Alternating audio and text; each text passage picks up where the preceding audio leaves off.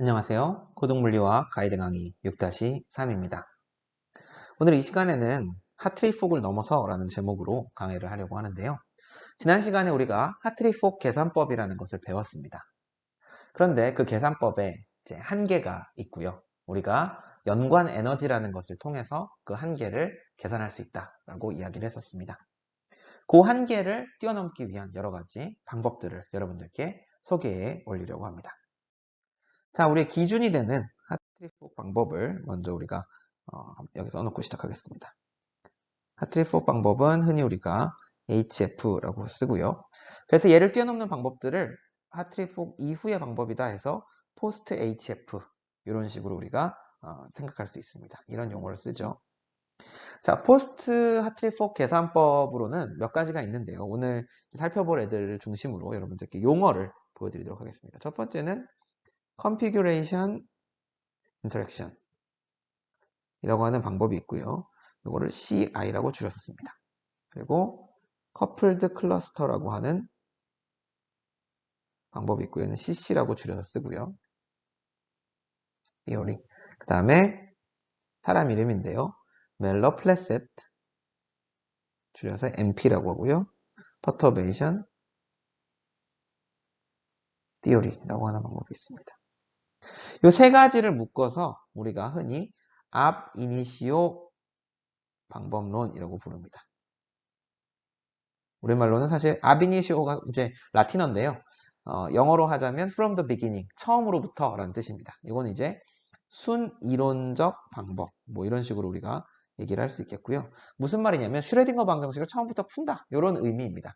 뭐 진짜로 푸는 건 아니고 이제 이것도 여러 가지 방법들을 사용을 합니다만 어쨌든 아무런 가정이나 뭐 근사를 넣지 않고 일단 슈레딩거 방정식을 다짜고짜 푸는 것을 목표로 한다, 그런 이야기로 이해하시면 되겠습니다. 여기에 더불어서 굉장히 중요한 방법론이 바로 density functional theory입니다. functional theory. 줄여서 DFT라고 하죠. 밀도 범함수 이론이라고 하고요. 노벨상, 노벨화학상 1998년에 노벨화학상까지 받은 그런 유명한 방법이 되겠습니다. DFT는 보통 아비니시오라고 부르지는 않고요. 뒤에서 설명할 이유에 의해서 이 아비니시오 방법들과는 조금 결을 달리 하게 됩니다. 자, 그래서 오늘은 이것들을 이제 하나하나 살펴보는 시간을 가져보려고 합니다. 먼저 우리가 얘네들을 다루기 위해서 하트리 폭의 문제점을 살펴봐야 되겠죠. 거기서부터 이야기를 시작해 보도록 하겠습니다. 자, 하트리 폭은요, 우리가 이제 복잡한 뭐 원자나 분자를 계산한다고 했을 때 하트리 폭의 파동함수는 뭐 곧 죽어도 항상 이런 식으로 쓰여지게 됩니다. 무슨 말이냐면 어떤 1전자 파동함수의 곱이 이리저리 더해져 있는 형태가 된다는 거죠. 요거 하나하나가 지금 제가 뭐라고 했습니까? 1전자 혹은 조금 더 단일전자 파동함수, 요거를 오비탈이라고 부른다고 했죠. 단일전자 파동함수들을 전자 1번은 A 상태, 전자 2번은 B 상태, 얘들이 쭈루루룩 합쳐져 있는 거를 뭐 예를 들어 우리가 슬레이터 판별식, 슬레이터 행렬식 같은 형태로 써주는 것이 결국 이 하트리 폭에서 사용하는 파동함수 형태가 됩니다. 그런데 중요한 점은 뭐냐면 이때 우리가 단일전자 파동함수로 사용하는 애들은 오로지 얘들은 전부 다 점유 오비탈들입니다. 무슨 말이냐? 전자가 항상 여기 차 있다는 거예요. 예를 들어서 리튬을 우리가 계산한다고 하면 우리가 기억하시는지 모르겠는데 리튬이 1s, 2s 이렇게 있을 때 파동함수를 만들 때 우리가 어떻게 만드냐면 요 녀석을 나타내는 파동함수 1s의 up이랑 요 녀석을 나타내는 파동함수 1s의 down 그리고 요 녀석을 나타내는 파동함수 2s의 up 이런 식으로 요 세 개의 파동함수들을 곱해가지고 이 오비탈들을 곱해가지고 그거를 이제 슬레이터 행렬식의 형태로 만들어서 우리가 리튬의 파동함수를 나타낸다 그렇게 이야기를 했었습니다. 자, 점유 오비탈만 쓴다. 요게 이제 한 가지 한계예요. 그러면 비점유 오비탈까지 포함을 시키면 어떻게 되겠느냐 라는 게 아이디어가 되겠습니다. 즉 리튬의 경우에 우리가 여기까지만 쓰는 게 아니라 여기에다가 ES의 다운도 넣고 EP에 업도 넣고 EP에 다운도 넣고 땡땡땡. EP는 뭐 하나가 아니니까 한두 개가 아니니까 그 여러 개의 상태들을 전부 다 짬뽕을 해가지고 오비탈들을 죄다 집어넣으면 어떻게 되겠느냐라는 겁니다. 요거는 우리가 양자역학적으로 결국 무한개의 오비탈들을 전부 다 넣어주게 되면 완벽하게 원래의 파동함수를 만들어낼 수가 있습니다. 요거는 이제 완전성, 파동함수의 완전성에서 기인하는 성질인데요. 완전성 때문에 우리가 오비탈을 많이 넣어주면 많이 넣어줄수록 정확도가 올라가게 됩니다. 요게 이제 아이디어예요. 그래서 우리가 CI 방법이든 CC 방법이든 MP 방법이든 전부 다 이런 식으로 이제 비점유 오비탈들을 고려를 해줌으로써 정확도를 향상시키는 방향으로 나가게 됩니다. 그래서 몽땅 다 집어넣은 경우를 우리가 일컫는 용어가 있습니다. 바로 full CI라고 하고요. full 가득 차 있다 이거죠. configuration interaction CI는 앞에서 설명드렸습니다. 자, full CI의 파동함수는 어떻게 쓰여지냐면 이렇게 쓰여집니다. C0, phi 제로에서 얘는 바닥 상태. 즉, 하트리 폭으로 계산한 모두 다 점유한 오비탈을 채워져 있는 경우를 얘기를 하고요. C0는 어떤 개수입니다. 어떤 숫자예요. 자, 첫 번째로 들어가는 항은 뭐냐면 i랑 a에 대해서 쓰게 되는데 phi, i, a 이렇게 쓰게 됩니다. 자, 얘가 의미하는 바는 뭐냐면 점유 오비탈 i에 있는 전자를 끄집어내서 비점유 오비탈 a에다가 집어넣어라 라는 얘기가 됩니다. 자, 예를 들어 볼까요? 우리가 아까 리튬 얘기를 했었는데 1s, 2s, EP 그랬을 때 여기 1s에 있는 다운 전자를 EP에 있는 다운 전자로 옮겨 놓아라. 그런 식으로 우리가 생각을 할 수 있는 거죠. 요 점유 오비탈을 전자를 빼고 요 위에 있는 비점유 오비탈에다가 전자를 집어넣어라. 이런 얘기가 되겠습니다. 두 개를 올려놓을 수도 있겠죠. 두 개를 올려놓으면 I, J, A, B 해서 C, I, J, A, B, phi, I, J, A, B 이런 식으로 3개도 올리고 4개도 올리고 쭉쭉쭉쭉 해서 전자들을 전부 다 들뜬 상태를 만들게 되면 그것이 full CI가 됩니다. 그래서 이렇게 우리가 이걸 다 합쳐주게 되면 얘가 정확히 이그젝트한 솔루션이 됩니다. 우리가 슈레딩거 방정식을 정확히 푼 거랑 같아요. 물론 여기 이제 전제 조건이 하나 붙는데 베이시스 셋도, 그러니까 기저집합도 무한대로 커야 됩니다. 그러니까 이건 이제 상상의 나래를 펼치는 거예요. 사실은 여기 우리가 요거다 더하는 것도 할 수가 없습니다. 그래서 요게 가능하다면 앞서 설명드렸던 것처럼 파동함수의 완전성 때문에 우리가 완벽한 슈레딩거 방정식의 해를 구할 수가 있는 겁니다. 자, 그런데 말씀드린 것처럼 현실적으로는 이렇게 완벽하게 구할 수가 없어요. 그래서 이제 좀 용어들을 사용을 해서 얘를 이제 근사를 하게 되는데요. 여기 지금 하나의 전자를 들뜨게 만드는 경우 있죠. 얘네들을 싱글스라고 부릅니다. 그리고 2개의 전자가 들뜨는 경우를 더블스라고 하고요. 그럼 생각하실 수 있겠죠. 3개가 들뜨면 트리플스, 뭐 이런 식으로 이제 올라갈 겁니다. 그래서 CI 방법이다 라고 하게 되면 CI 방법, Configuration Interaction이라고 하게 되면 지금 이 Full CI 그림에서 어디까지 근사할 거냐, 어디까지 집어넣을 거냐라는 얘기가 됩니다. 예를 들어서 CI 더블스 라고 하면 보통 CID라고 줄여서 표현을 하는데요. 얘는 아까 봤던 식에서 CID는 C0, phi0 하고 그 다음에 더블에 대한 항만 넣는 겁니다. IJ, AB. 그러니까 2개의 전자가 들뜨는 애들만 넣고 끝!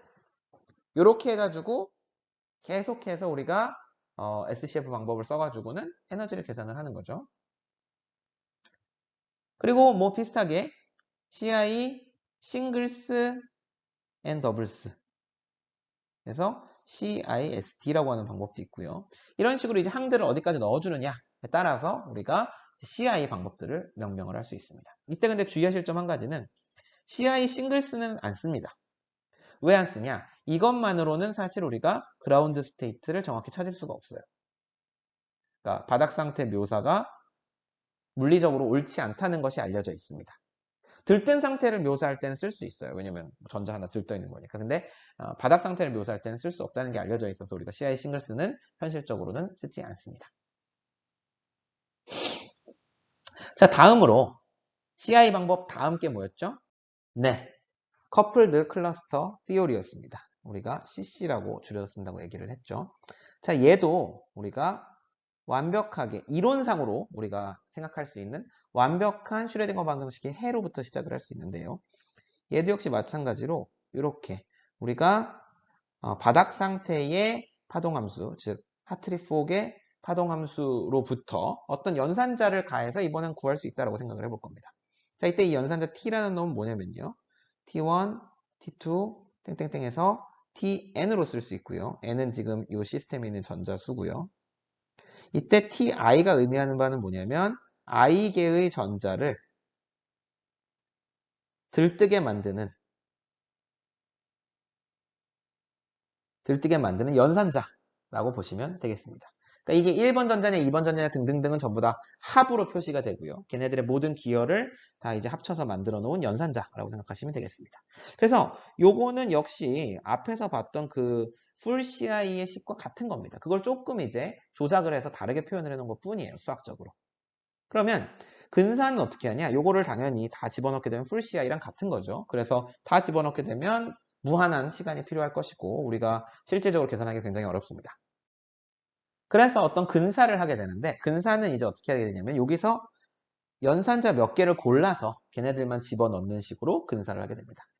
예를 들어 CC 더블즈라고 하게 되면요.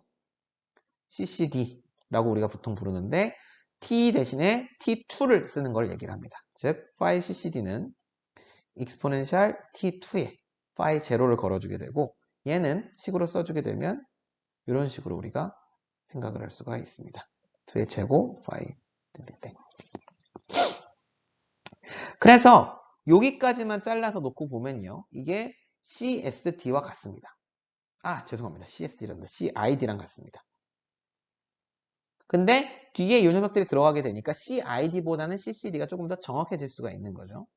마찬가지로 싱글스와 더블스를 다 넣어서 CCSD라는 것도 만들 수가 있고요. 이런 식으로 이제 필요한 애들을 몇 개 넣음으로써 우리가 CC 방법을 사용을 할 수가 있습니다. 그래서 현재 알려져 있는 우리가 흔히 생각하는 이 아비니에이션 방법 중에 정확한 놈으로 알려져 있는 애가 CCSD-T라고 해서요.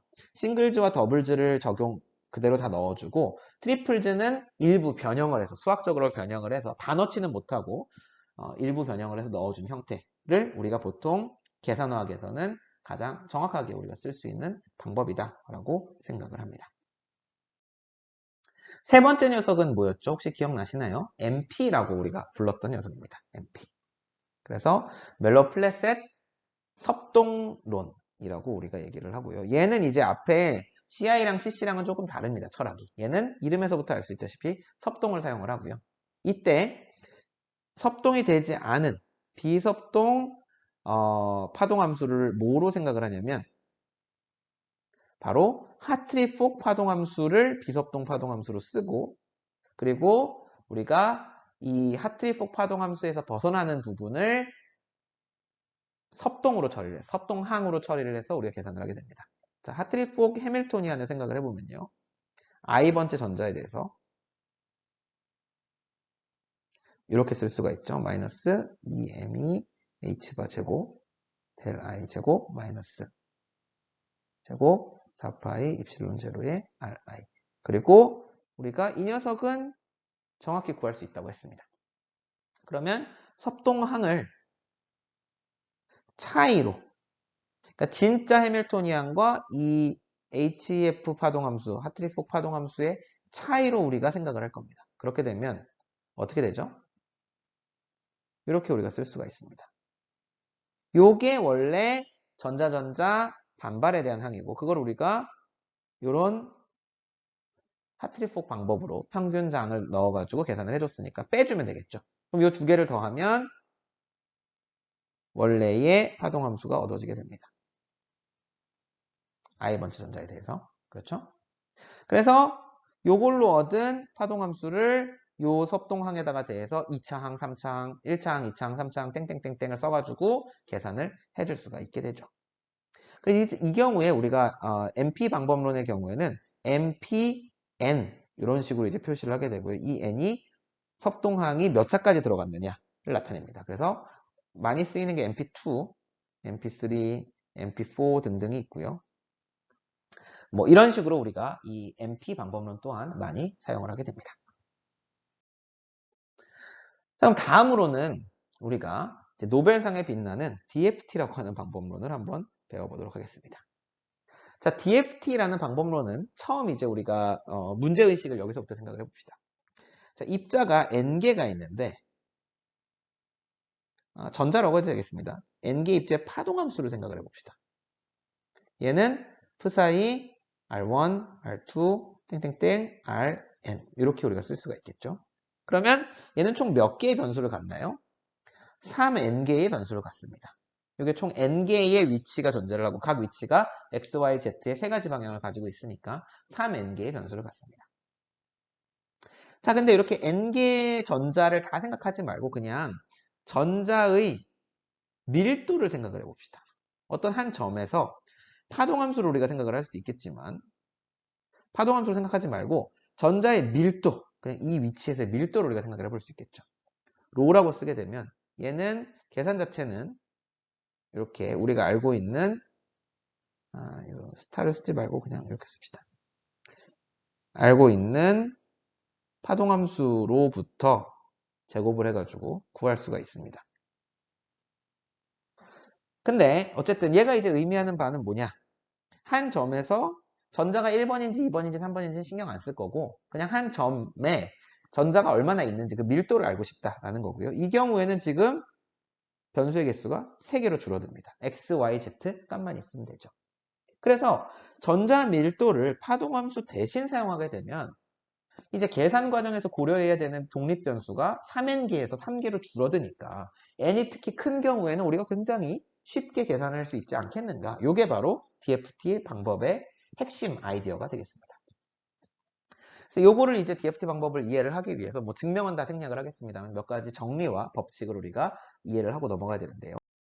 자, 먼저 호헨버그 콘 정리라고 하는 것을 한번 살펴보겠습니다. 호헨버그 콘 정리. 그러니까 두 가지가 있는데요. 첫 번째는 에너지는 로에 대해 쓸 수 있다. 당연해 보이지만 요거를 증명을 했어요. 에너지는 로에 대한 함수로 쓸 수가 있습니다. 엄밀히 말하면 함수는 아니고 범함수라고 불리는 녀석인데요. 뭐 수학적으로 중요하진 않습니다. 수학적으로는 중요하고 제 말은 이제 개념적으로 중요하진 않습니다.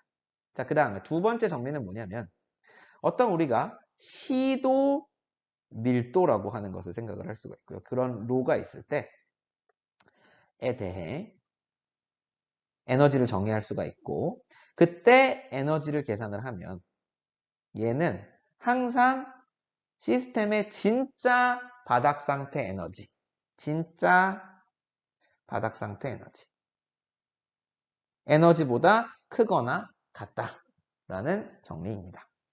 이거는 우리가 생각을 해보면 변분법이랑 연결이 되는 개념이고요. 근데 변분법의 경우에는 우리가 파동함수를 가지고 얘기를 했었어요. 이 경우에는 지금 파동함수가 아니라 밀도죠. 전자 밀도. 그럼에도 전자 밀도에서도 동일한 내용이 성립을 한다라는 게 바로 이 호헨버그 콘 정리의 핵심이 되겠습니다.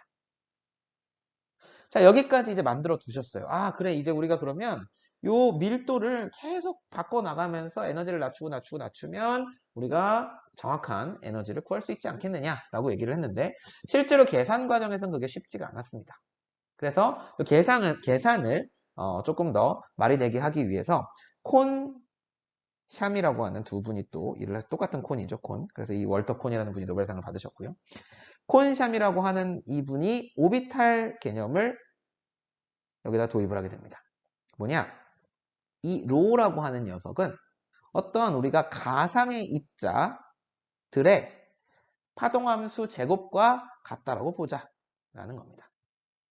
여기서 이 p사이 i라고 하는 애를 이제 콘샴 오비탈이라고 부르는데요. 중요한 건 뭐냐면 얘가 전자가 아닙니다. 전자의 지금 오비탈을 생각하는 게 아니고 서로 상호작용을 하지 않는 어떤 가상의 전자 비스무리한 입자를 생각을 하는 겁니다. 우리가 전자가 상호작용을 하기 때문에 이 모든 문제가 발생을 하잖아요. 상호작용을 안 하는 놈들로 밀도를 재구성을 하겠다라고 하게 되면 하게 되면 얘를 가지고 역시 슈레딩거 방정식 비슷한 놈을 쓸 수가 있습니다. 그래서 걔를 콘션 방정식이라고 부르고요. 콘션 방정식은 어떻게 생겼냐? 굉장히 비슷하게 생겼어요. 자, 보세요. V effective, 그 다음에 R, 그 다음에 로 R에 대해서 이 콘샴 오비탈에 걸어주게 되면 걔가 입실론 I, psi IR. 그러니까 또 역시 고유값 방정식이 나오는 거를 볼 수가 있죠. 그래서 보시면은 여기는 운동 에너지 항, 그 다음에 여기 포텐셜 에너지 항이 있는데 이 포텐셜 에너지 항이 조금 골치가 아픕니다. 그걸 좀 이따 살펴보겠고 그 나머지를 빼면은 이제 이렇게 고유값 방정식이 됩니다. 그래서 얘를 풀어주기만 하면 이제 우리가 이 가상의 입자에 대해서 오비탈을 우리가 구할 수가 있게 되고요. 그 오비탈로부터 밀도를 우리가 계산을 할 수 있게 되고 그걸로부터 에너지 등등등을 계산을 할 수가 있게 됩니다. 자, 그럼 핵심은 뭐냐? 이 가상의 입자 이놈이 느끼는 포텐셜을 우리가 어떻게 정의를 할 것이냐 라는 문제가 되겠네요. 포텐셜의 형태를 여기다 한번 써보겠습니다. 포텐셜의 형태는요. 우리가 요 V effective라고 했고 R, 로 R 이렇게 우리가 쓴다고 했죠. 자, 첫 번째로는 우리가 핵과 전자 사이의 상호작용을 생각을 해줄 수 있습니다. 그리고 전자 상호작용을 우리가 앞에서 하트리폭 방법에서 했던 것과 마찬가지로 이런 형태로 넣어줄 수가 있습니다. 그리고 우리가 고려하지 않은 여러 가지 요소들을 여기다가 다 때려 넣습니다. 자, 그랬을 때 이 고려하지 않은 요소들이 뭐냐? 자, 이 녀석, 이 EXC라고 지금 써놓은 녀석이죠. 얘가 뭐냐? XC라는 것은 Exchange Correlation의 줄임말입니다. 이렇게 부르고요. Exchange라는 거는 양자역학적으로 우리가 전자들의 경우에는 어떤 성질이 존재를 한다고 했습니까? Indistinguishability, 구분 불가능성이 존재를 하죠. 그 구분 불가능성을 지금까지 우리가 DFT 이론을 만들면서는 집어넣지를 않았어요. 그래서 그 구분 불가능성, 두 개를 교환했을 때 파동함수가 반대칭성을 갖는 거, 이런 부분을 넣어주는 부분을 얘기를 합니다. 이거 어떻게 넣어야 될지 우리가 몰라요, 근데. 그리고 또 한 가지는 역시 하트리폭의 경우랑 마찬가지로 코릴레이션이 빠져있죠. 지금 전자 두 개가 직접적으로 상호작용한다고 우리가 생각을 안 하기 때문에 문제가 발생을 하게 됩니다.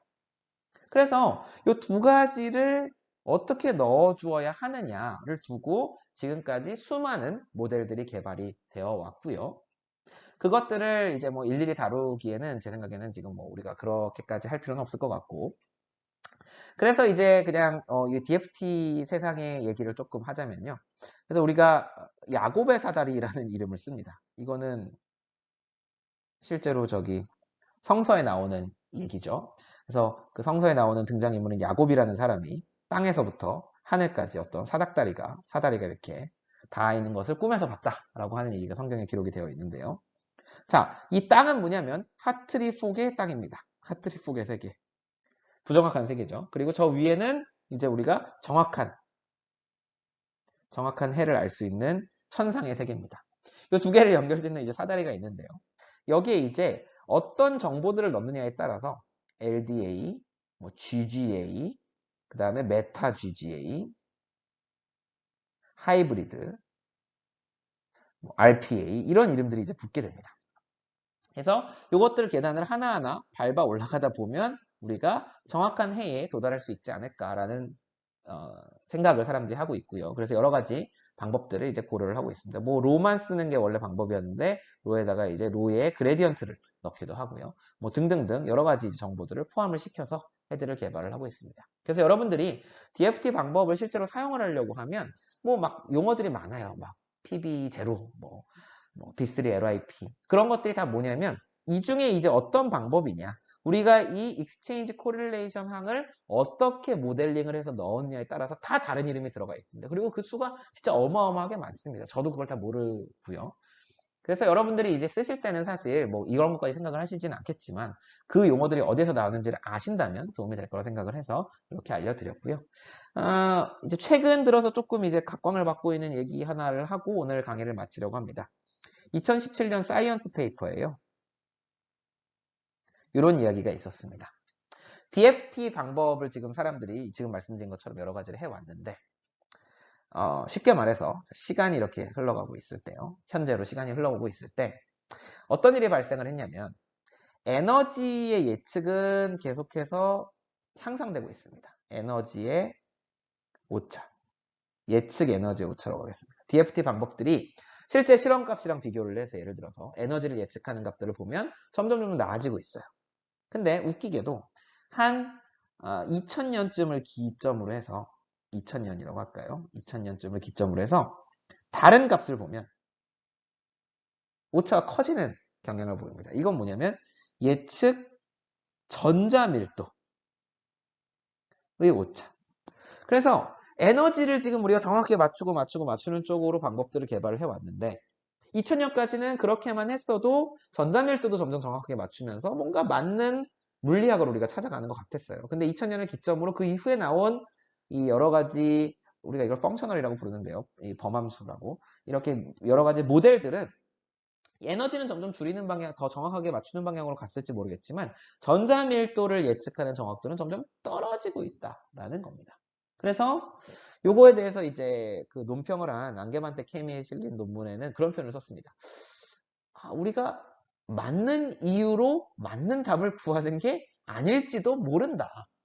그러니까 때려 맞춰서 에너지를 맞춘다는 거죠, 지금. 근데 그게 전자밀도가 맞지 않는데 에너지가 맞는다는 거는 뭔가 지금 올바른 물리학을 기술하지 않고 있다라는 게 되겠습니다. 그래서 지금 저는 사실 이 DFT를 연구하는 사람은 아니라서요. 2022년 현재의 지금 상황이 어떤지 모르겠습니다. 크게 달라지진 않았을 거라 생각을 하고요. 이렇게 우리가 계속해서 이 예측 에너지만 줄여가는 것이 아니라 전체적으로 다 맞는 물리학을 찾아 나가는 것이 중요하겠다. 이렇게 우리가 이야기를 해볼 수가 있겠습니다. 자, 그래서 오늘 이 시간에 이제 하트리폭 이후에 개발된 여러 가지 방법론들에 대해서 함께 공부하는 시간을 가졌습니다. 다음 시간부터는 이제 진짜로 진짜로 다전자 원자들을 다뤄보도록 하겠습니다. 이렇게 우리가 계산을 열심히 해서 얻어낸 결과는 무엇인가? 그것을 다음 시간부터 살펴보겠습니다. 감사합니다.